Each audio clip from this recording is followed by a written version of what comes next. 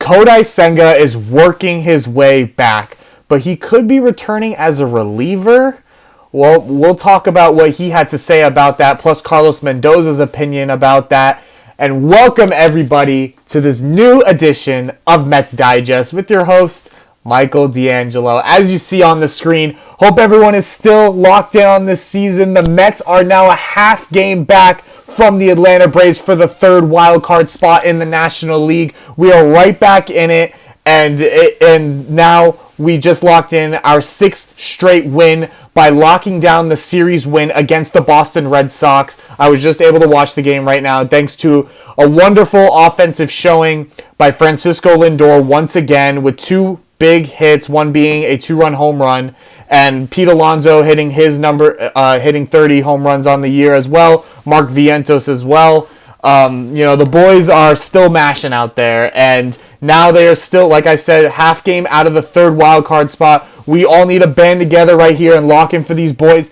Everyone thought he was dead. Everyone thought this man right here, this wonderful fluffy purple man that you see right here, everyone thought he was dead. It is far from that, okay? Grimace is still alive, okay? The magic is still here. OMG is still here. We are a half game out of the Braves. We have our second to last series is on the road against them. That's pretty much going to decide whether we are in the playoffs or not. So we all need to lock in right now. We're at like 1.35K subscribers right now. Tell your friends, tell your cousins, tell Louis down the street that he needs to subscribe to Mets Digest. And for anything, roster news, trade updates, trade rumors, injuries, anything, this is your one-stop shop right here for all things Mets baseball. Me and Flobo Boys have been on top of everything so far. Any type of news or anything, we have covered it. He's done some great pieces on Francisco Lindor needing to win MVP. He's got to win MVP. I mean, come on, look what he's done these past few weeks. I mean, if it doesn't show you now, it doesn't possibly get much better than this. So, make sure you guys go watch his videos as well. And make sure you always tune in now to Mets Digest for all things Mets baseball. Let's get started here. On Monday,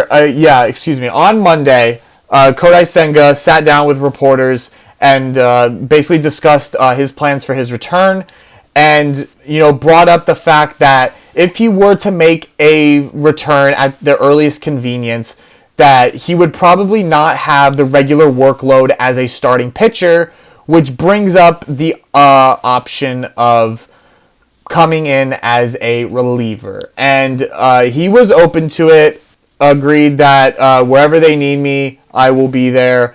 But with that, light workload, coming off of this calf strain injury, it might be possible that Kodai Senga could be returning as a reliever. And I know that's really disappointing to hear because Kodai has some of the most electrifying starts you could possibly witness. But the reason for this is if Kodai was to make his earliest return, it would be against the Atlanta Braves, which is the second to last series of the regular season, the last one being on the road against the Milwaukee Brewers. So that doesn't really give him a lot of time to really ramp up as a starter, especially if the Mets are going to be going to the playoffs, which that Atlanta Braves series is pretty much going to decide it. And if, like I said, not enough time to really ramp up as a starter, especially when you're trying to get back in rhythm to face teams in the playoffs who are going to be studying you inside out and backwards. It might not be the most comfortable situation for Kodai. And it is heart-wrenching to feel like, wow, this talented starting pitcher is really going to have to come out of the bullpen for us. And it also sucks because he's not a lefty. You guys know how I feel about the lefties in the Mets bullpen, which is none. And, that's just another right-hander that's jammed into that bullpen. But we have found out earlier, like I said in my last video, DeAngelo Nunez is back on the IL with an injury. So that leaves an open spot in the bullpen. We see Tyler McGill making the start tomorrow in the matinee game against the Boston Red Sox. So we will see how he fares up against a team that's still trying to kind of fight their way into the AL wild card. Boston Red Sox are trailing the Kansas City Royals in the third spot by about 4.5 games, maybe 5.5 games now with this loss tonight. So, they're still kind of trying to fight, and this is a prove it start for Mr. McGill. And, with that, these stats aren't going to do too much for us. He's only made one start this year with the 3.38 ERA. He had 9 strikeouts in his one start. He was able to pick up the win as well before going down with that calf strain injury. And, it really sucks because we would love to see this guy start in the postseason. I mean, what a treat that would be for us. But unfortunately, with the type of workload and the caution that you have to put on him and his health, it may just make sense for him to come out and throw 30 pitches out of the bullpen every other day, and kind of just use him as that long reliever, clutch time, 6-7 inning guy. Could it work? Who knows? We've never seen Kodai Senga come out of the bullpen. All 30 of his appearances in the MLB have been a start.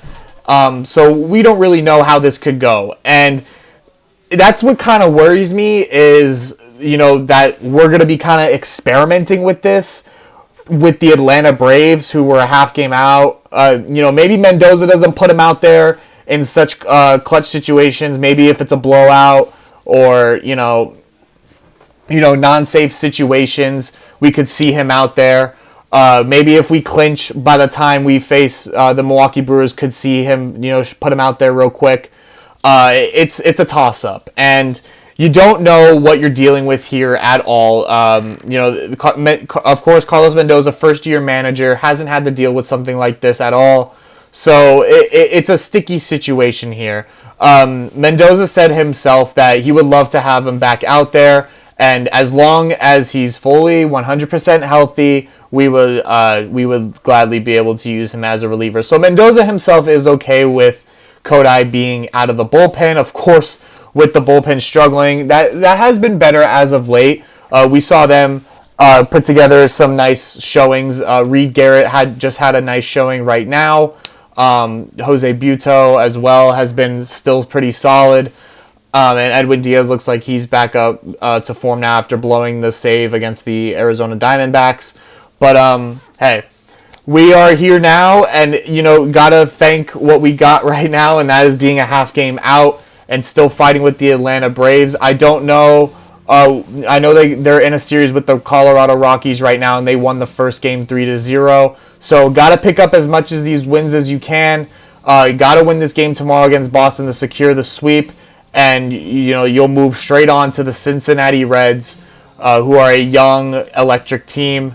And just got to keep fighting, and hopefully, Kodai Senga could be out there to help us win these ball games. And him out of the bullpen would be pretty exciting. Do I agree with it?